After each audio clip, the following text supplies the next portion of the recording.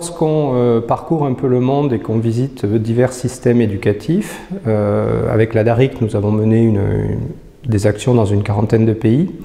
On s'aperçoit en fait qu'on a affaire à trois modèles éducatifs pour les zones qui nous concernent. On n'a pas parcouru tout le monde, mais si on va principalement dans l'hémisphère nord, on s'aperçoit qu'on a affaire à trois modèles éducatifs assez distincts, trois zones en fait, qui sont des héritages d'une tradition de l'école plus que séculaire.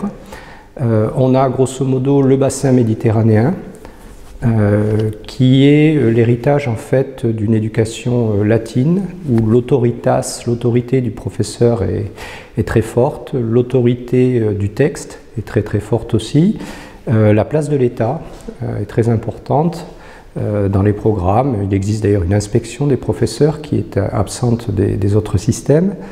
Et on a une relation à l'élève qui est très transmissive avec toujours le médium intermédiaire des documents qui sont une preuve du savoir établi.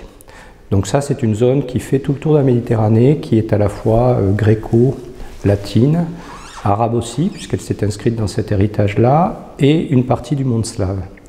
Donc tout ce monde-là a à peu près le même système éducatif. Quand on voyage, on retrouve à peu près les mêmes situations de classe, avec des groupes scolaires qui sont assez similaires en taille.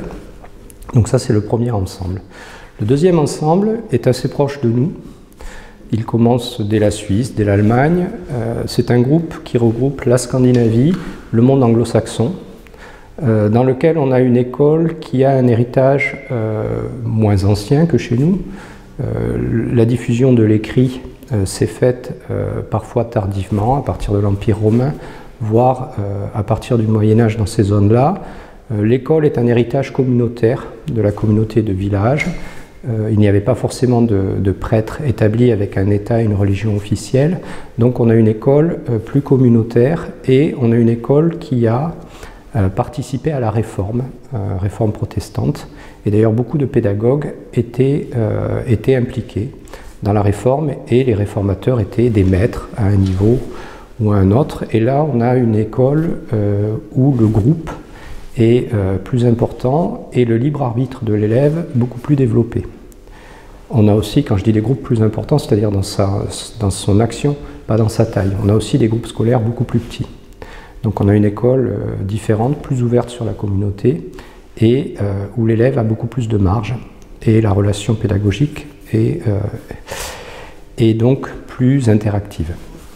La troisième zone est la zone un peu confucéenne, qui est la zone des rangs, en fait, qui va de la Chine, la Corée et le Japon, où, comme en Méditerranée, on a une école qui a plusieurs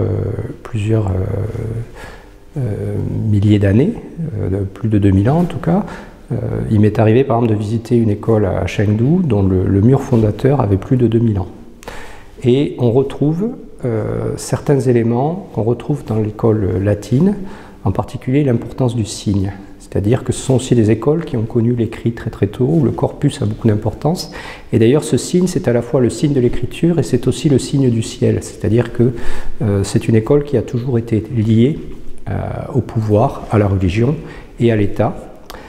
Ce qui l'en distingue,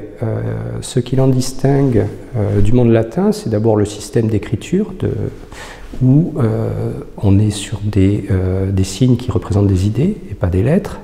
Donc ça donne une façon de penser, de présenter les concepts et d'interroger les concepts un peu plus de manière différente.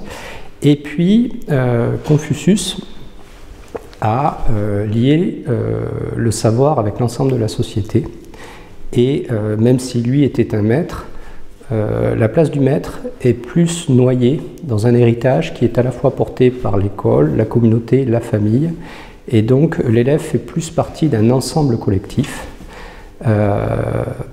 que dans nos structures. Donc la prise en compte de ces trois zones éducatives nous a rapidement fait prendre conscience qu'il fallait qu'on ouvre le projet Ces élèves qui nous élèvent à l'international. Donc avec Frédéric Miquel, nous avons essayé de trouver des pistes pour internationaliser le projet. Ça s'est d'abord fait par la formation, dans le cadre des formations que nous offrons à l'étranger. puis des formations réciproques. Ça passe aussi par des stages d'observation. Et puis l'ouverture à l'international de l'appel à participation au projet avec des premiers résultats très intéressants. Donc ont contribué divers pays européens, principalement des professeurs francophones dans un premier temps, et donc dans un futur proche, on espère ouvrir davantage encore le projet avec la participation peut-être de professeurs de Chine ou de la zone slave qui utiliseront d'autres langues et d'autres sans doute façons de penser et de percevoir la relation éducative.